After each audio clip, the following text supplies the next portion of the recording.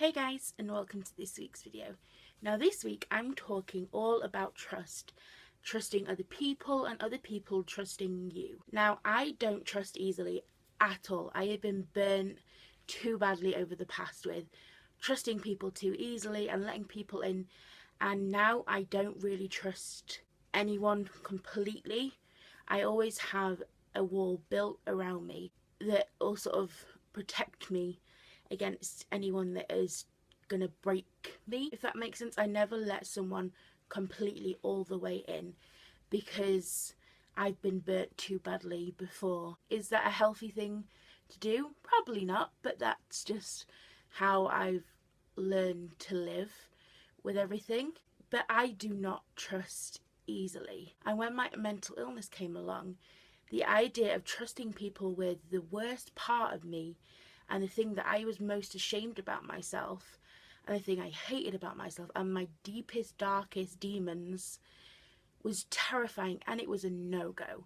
I did not tell anybody because of the stigma around mental health, and also people see you differently. You sort of get the people that don't understand and just sort of say, I don't understand. You should say what you feel sad, just get on with it. Or you have the people who can sympathise with you and understand you and have been around people with it or have suffered themselves. Or you have other people that patronise you and can't seem to act like you're a human being after hearing it. They tread around you very carefully and always making sure they don't overstep, but also overstepping. And it's really hard to talk to people about the thing that is the scariest part of you. The few people that know a lot about my mental health are people that can't really tell, which are like doctors and therapists, because I feel safe with them and I know that it's their job to provide support. I only tell people what I feel comfortable telling them. Nobody outside my therapists knows the deepest, darkest, most horrifying thoughts I've ever felt about myself, because that's personal, and it's also terrifying to think about that yourself. So I only let people in a certain way. That was hard even for me when I had to tell people about having a mental illness, trusting people enough with the knowledge that I suffer from one, and being ready to take the hit if they didn't accept it. Now that is really, really daunting. But on the other side of things, it's people trusting you. Now, I obviously have gone down the rabbit hole a lot recently, obviously with every suicidal thought and everything. My family doesn't really trust me to keep myself safe. And I can totally agree with that, because when you are in that rabbit hole and you are in a negative swirl of emotions, your mind is irrational, it's confused, you're not seeing things clearly. Everything is just against you, everything is just bad and horrible, and everything is spiraling out of control. So recently I was at the doctor's and I was given some new medication to try, and it was quite strong. And my mum's reaction was, hell no. Purely because giving somebody strong, powerful medication who is suicidal and also has a record of taking pills to end their life terrified my mum, and it terrified my family, my sisters. And I can honestly see why, because would you generally like the idea of giving somebody a weapon, sort of something that will make killing themselves easier, and trusting them when they have record of not being able to say for certain that they won't do it? And with all the suicidal thoughts lately, understandably my family was like, nope, no way. And it hurt, I must admit, it did hurt for the beginning bit before I really understood it, because I wasn't seeing it from their perspective. I was just seeing like, how can you not trust me? But then when you think about everything that I have done, I have tried suicide in the past, and these past month I have been nothing but suicidal thoughts and negativity and shutting myself off from people and hating life. And I can understand the worry that comes from my family of going, We don't want to leave you alone with these strong medication where it's going to be easier for you to end your life if you're not thinking clearly. And ultimately, I started doubting myself. Now, I don't trust myself a lot anymore, especially recently, because I don't know what I'm capable of. When you do a suicide attempt, you cross over the line into someone else, because up until you actually do the attempt, it's all theoretical.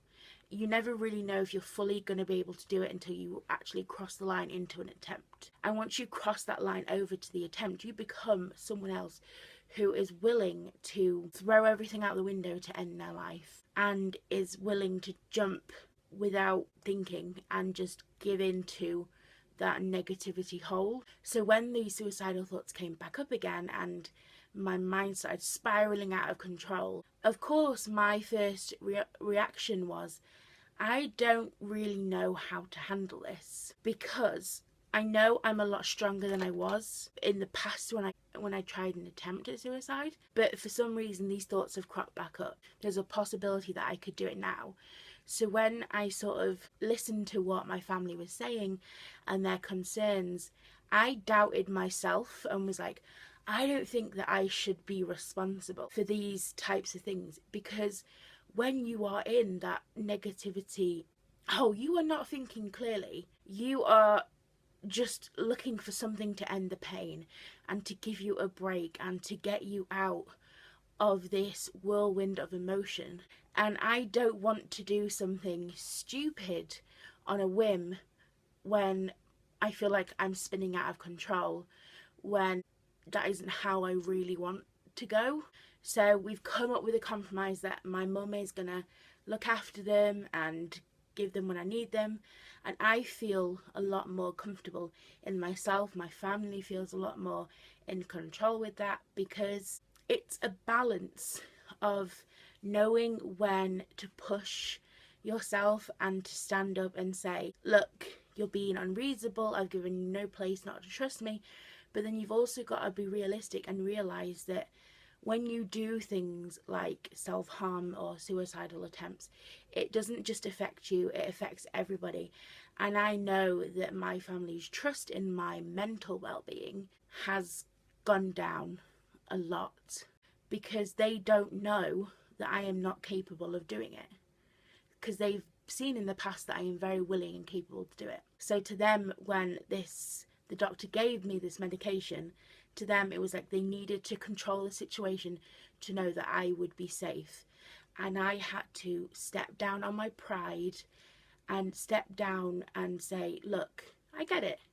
I cannot be trusted, because right now I am not thinking clearly. I am not thinking logically. I am too down this rabbit hole with spiraling thoughts and just everything whizzing by that to really be in control of a situation clearly. And once we sort of sorted out the situation and decided on which route was best for us, I feel so much more comfortable knowing that I don't have that responsibility and that I don't know where they are. My mum has them and takes them to work, and so they're gone from me, and I feel so much more comfortable because I know that if I'm having a bad day when my mum's at work and I'm alone and I'm spiraling and I feel like everything is just getting on top of me, I know that I cannot use them because they are not in the house. I can find other ways. So thank you all very much for watching, and I'll see you next week. Bye guys.